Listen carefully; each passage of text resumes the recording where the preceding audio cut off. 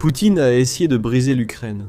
Il s'attendait à ce que Kiev tombe en quelques jours. Il pensait que le gouvernement ukrainien s'effondrerait. Il croyait que le pays se fracturerait sous le poids écrasant de la puissance militaire russe.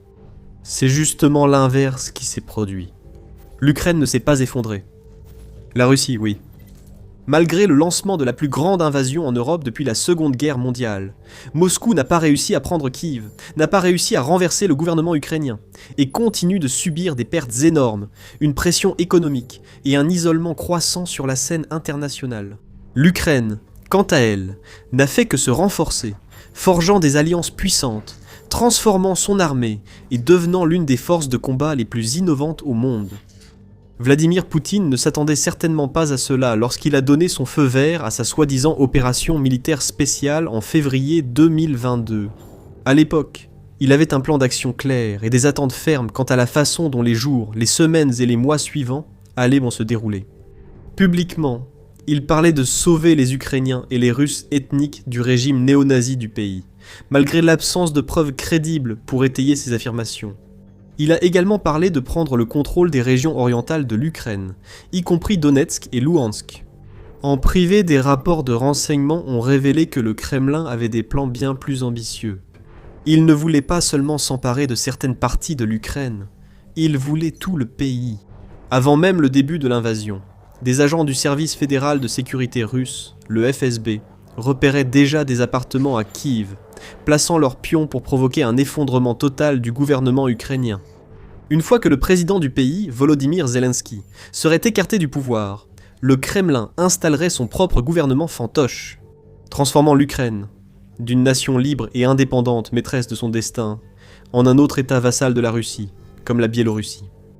Nombreux pensaient que la Russie obtiendrait gain de cause, car la puissance et la taille de son armée semblaient écrasantes pour l'Ukraine. Et même si Kiev parvenait à organiser une forme de défense, ce ne serait qu'une question de temps avant que ses fortifications ne soient détruites et que Moscou obtienne exactement ce qu'elle voulait.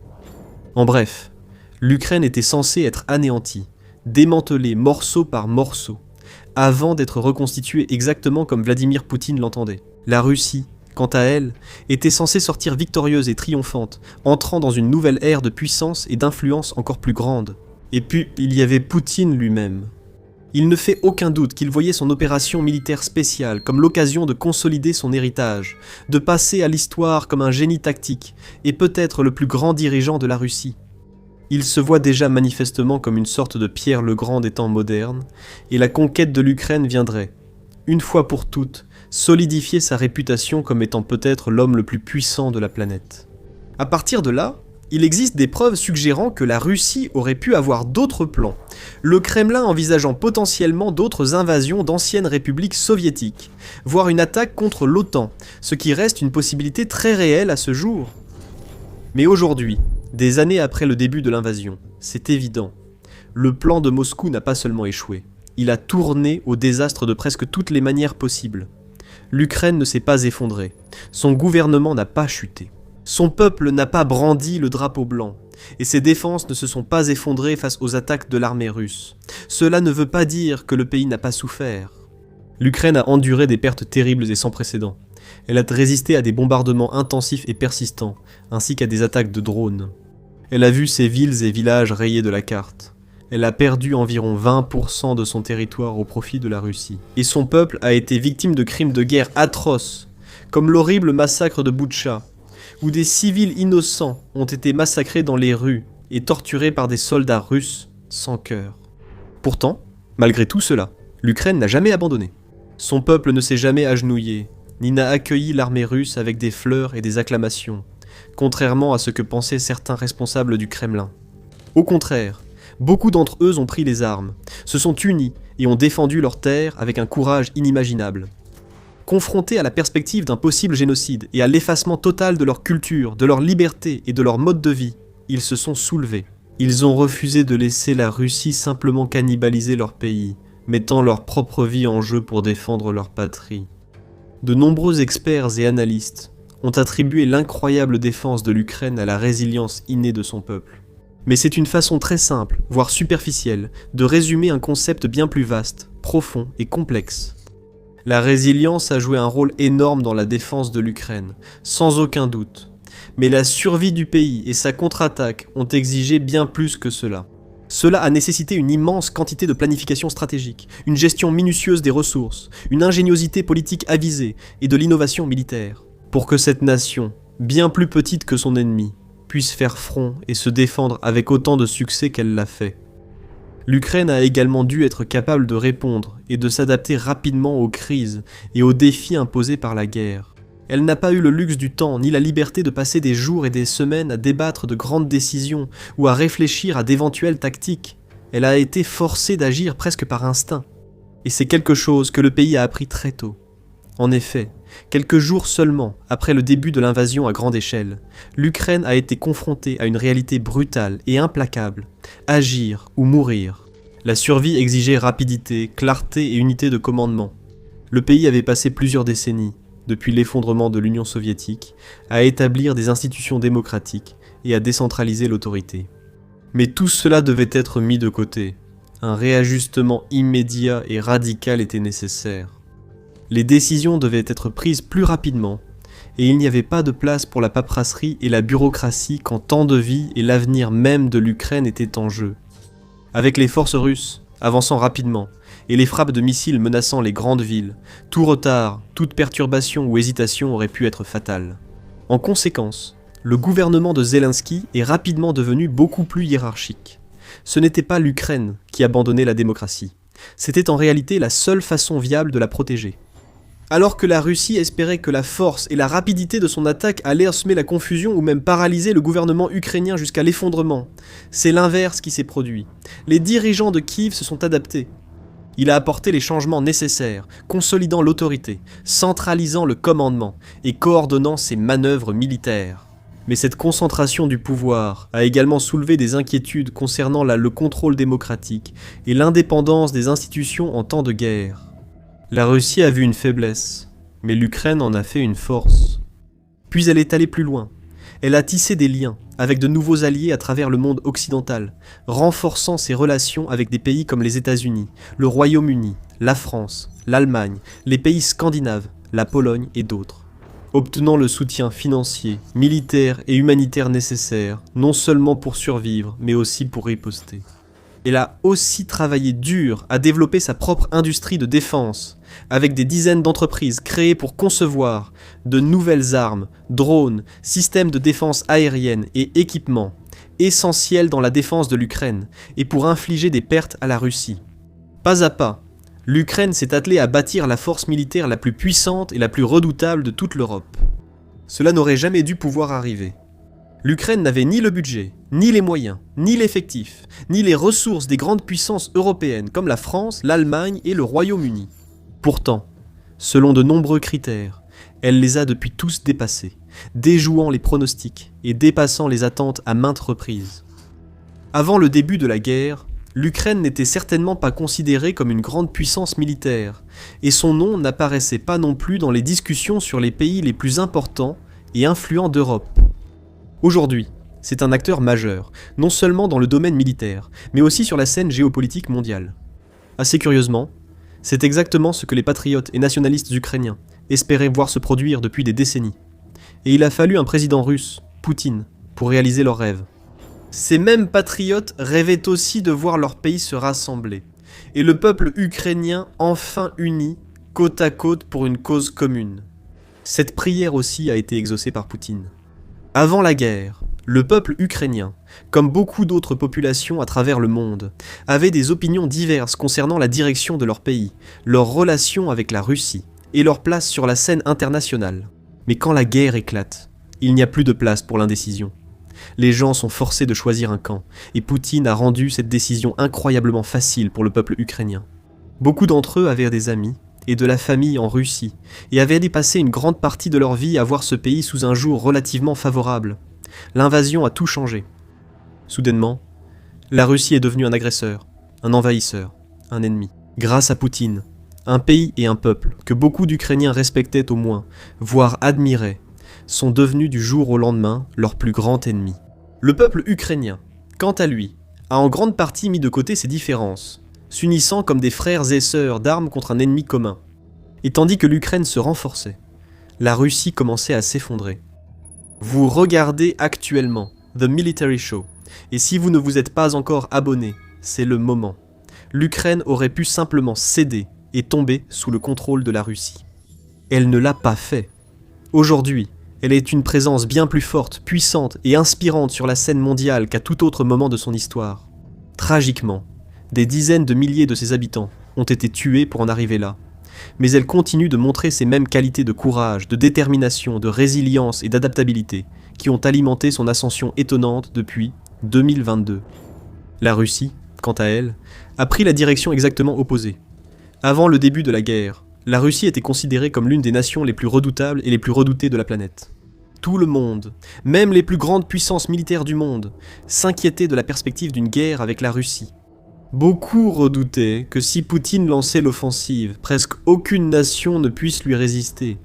Ils s'attendaient à voir la puissante machine de guerre russe déferler sur l'Europe, prenant des territoires et soumettant tous ses ennemis par la force, avec un approvisionnement presque inépuisable en troupes, chars et véhicules blindés, ce qui serait trop difficile à gérer pour quiconque. Mais la guerre avec l'Ukraine a brisé le mythe de la puissance russe. Elle a révélé la faiblesse de son armée, l'incompétence de ses commandants et le désespoir de sa direction. Et bien que l'Ukraine ait subi de terribles pertes humaines, on peut au moins dire que ces personnes sont mortes pour une cause. La Russie, quant à elle, a perdu des gens en bien plus grand nombre, avec des estimations suggérant que le pays a franchi le triste cap de plus de 1 250 000 de pertes au total, avec des centaines de milliers de soldats tués et d'innombrables blessés si gravement qu'ils ne pourront jamais retourner au combat. Ces soldats ne sont pas morts pour une grande cause. Ils n'ont pas risqué leur vie pour que les forces russes réalisent de grandes avancées, capturent des villes et des localités importantes et progressent vers une victoire historique. En fait, les graphiques montrent qu'aujourd'hui, la Russie contrôle à peine un peu plus de territoire en Ukraine qu'en 2022, l'année où la guerre a commencé. De plus, les forces du pays avancent à un rythme tellement lent, échangeant des dizaines, voire des centaines de vies contre les plus petites parcelles de terre, sans réelle importance. Il leur faudrait des décennies d'efforts, et des pertes inimaginables pour même s'approcher de leur objectif final, de conquérir l'ensemble du pays. Même dans les zones où la Russie a rassemblé le plus grand nombre de troupes et fait preuve de la plus grande agressivité, son rythme de progression reste embarrassant.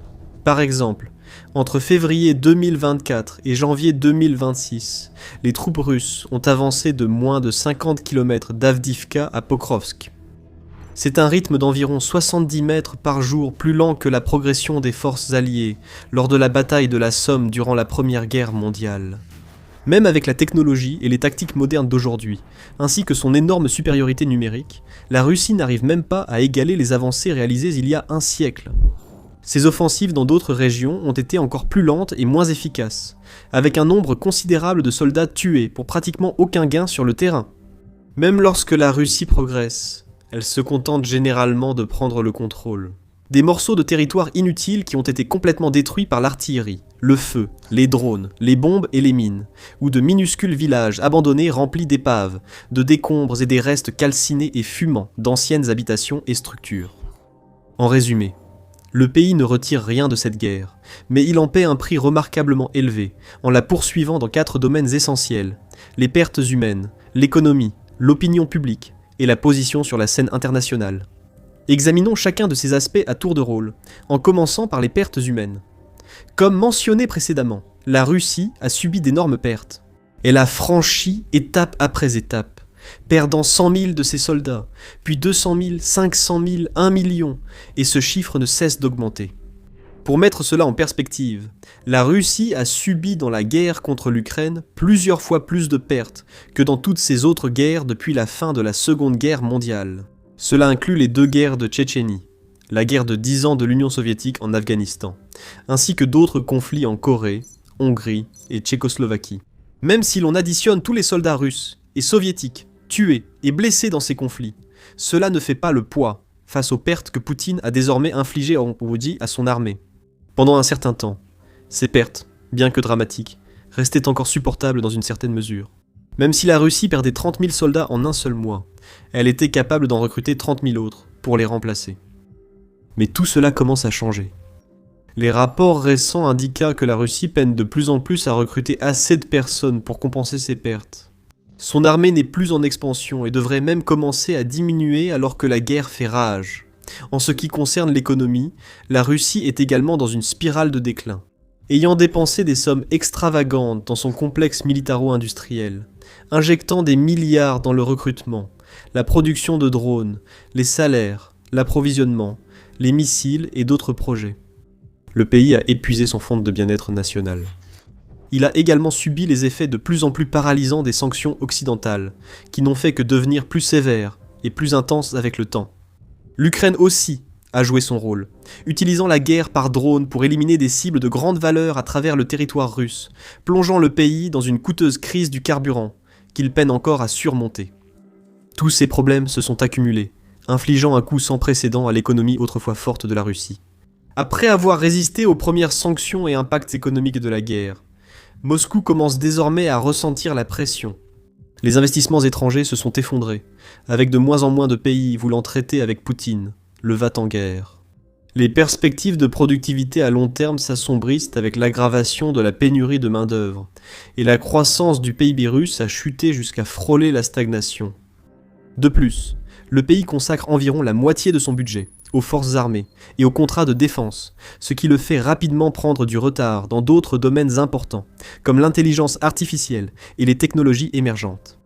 Même si la guerre cessait miraculeusement, la Russie resterait dangereusement à la traîne face aux autres puissances mondiales, devenant de plus en plus insignifiante avec le temps. Et avec une économie plus de 13 fois plus petite que celle des États-Unis et environ 8 fois plus petite que celle de la Chine, la Russie a encore énormément de chemin à parcourir si elle veut un jour être prise au sérieux comme superpuissance à nouveau. Poutine a aussi vu sa popularité s'effondrer auprès du public russe depuis le début de la guerre. Alors que de nombreux Russes ont eu des opinions variables sur leur président pendant ses plus de 20 ans au pouvoir, une grande partie de la population le respectait au moins, ou pensait qu'il était l'homme qu'il fallait pour la tâche peu enviable de gouverner un territoire aussi vaste. Ses choix d'engager puis de poursuivre la guerre contre l'Ukraine, pourtant perçu comme un voisin fraternel par de nombreux Russes, malgré de lourdes pertes et l'absence de progrès, ont profondément modifié l'état d'esprit national. On estime que jusqu'à 1 million de Russes ont quitté le pays depuis le début de la guerre, nombre d'entre eux ressentant une profonde honte face aux actions de leur président. Certains sont même allés jusqu'à prendre les armes contre leur patrie, se rangeant du côté des Ukrainiens et soutenant leur cause. Parmi ceux qui restent en Russie, les opinions se sont lentement mais sûrement retournées contre le Kremlin, avec une majorité croissante de personnes désireuses de voir enfin la fin des combats. Beaucoup de Russes ont ressenti directement les effets de la guerre. Ils ont perdu des amis, des voisins et des membres de leur famille dans le conflit, ou ont été témoins de la dégradation progressive de leur pays et de la perte des libertés d'autrefois, alors que tout, de l'accès à Internet aux voyages internationaux, leur a été restreint. Loin d'entrer dans l'histoire comme le Pierre le Grand du XXIe siècle, Poutine risque désormais de devenir le dirigeant le plus détesté de la longue et riche histoire de la Russie. Il a aussi réussi à affaiblir la position de son pays sur la scène mondiale comme jamais. Peut-être pensait-il que les autres nations seraient trop effrayées ou dépassées pour lui résister. Au lieu de cela, une grande partie du monde a complètement rejeté la Russie, rompant les liens diplomatiques et commerciaux, annulant les importations et les exportations, déchirant les accords et renforçant plutôt les liens avec d'autres alliés plus fiables. Même les pays qui étaient historiquement les plus proches de la Russie, comme beaucoup des anciennes républiques soviétiques, lui ont tourné le dos, laissant Moscou avec un tout petit cercle d'alliés potentiels sur lesquels compter, dont la Chine, l'Iran et la Corée du Nord. Avec la baisse du commerce, des investissements et du soutien, les crises du pays ne vont que s'aggraver à partir de maintenant. Tous les rêves de Poutine se sont envolés en fumée, et ce sont plutôt ses pires cauchemars qui se sont réalisés. Ses alliés et son influence ont lentement disparu. Son peuple s'est retourné contre lui, son économie s'était effondrée, et son héritage a disparu avec elle. Pendant ce temps, l'Ukraine s'est mobilisée, l'OTAN s'est renforcée, et le monde a pris conscience que la Russie, en réalité, n'était pas aussi effrayante et puissante qu'elle l'avait toujours semblé. Poutine ne peut s'en prendre qu'à lui-même pour ce chaos. C'est lui qui tenait la pelle, c'est lui qui a creusé le trou, et maintenant il est bien trop enfoncé pour espérer en sortir. Maintenant, découvrez-en plus sur les pertes historiques de la Russie dans cette vidéo, qui montre comment Vladimir Poutine a effectivement envoyé toute une génération d'hommes de son pays à la mort. ou consultez notre analyse détaillée sur la façon dont l'Ukraine se prépare à une gigantesque campagne de dérussification, forçant l'ennemi à quitter son territoire une bonne fois pour toutes. Et enfin, n'oubliez pas de vous abonner à la chaîne pour d'autres analyses et informations comme celle-ci.